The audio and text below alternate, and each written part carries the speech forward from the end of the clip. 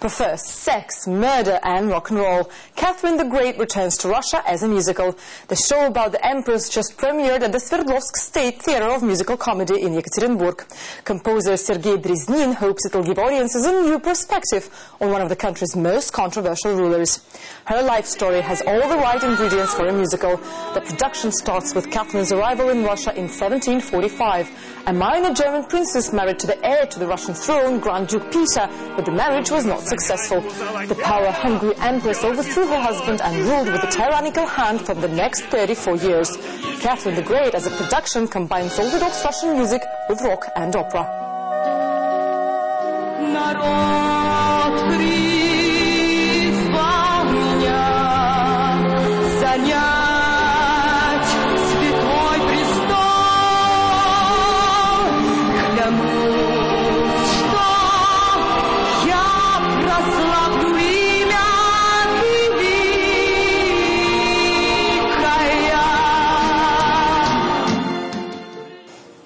And now I'm joined in the studio by the composer himself, Sergei Dreznin.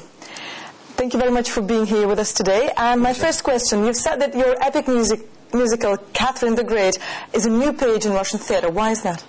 It's a bit proud to announce that. But that's a show that I think the audience was expecting. Because, as you know, a musical is a new genre for Russian culture.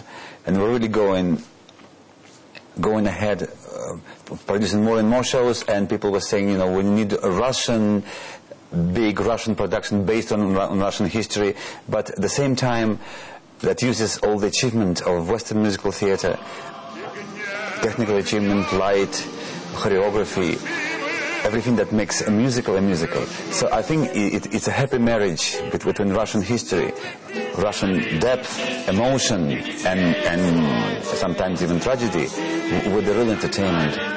So that's a new mix for Russia. Yeah, sounds really interesting.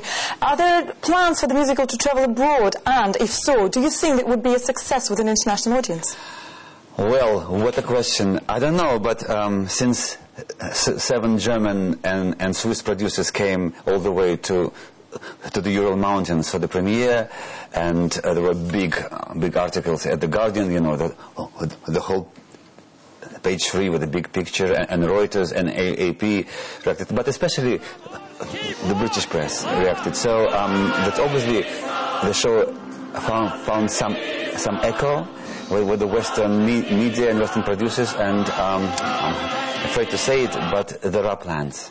There are always plans. Yeah, good luck to you with them anyway. And another question, do you think that musical as a genre is appreciated here in Russia? And what's the difference between a Russian viewer and the one, say, from Broadway? But again, you know, here in Russia, for every year we're trying to walk 10 years, so this new genre is really now very popular in Russia, and people are producing more and more shows.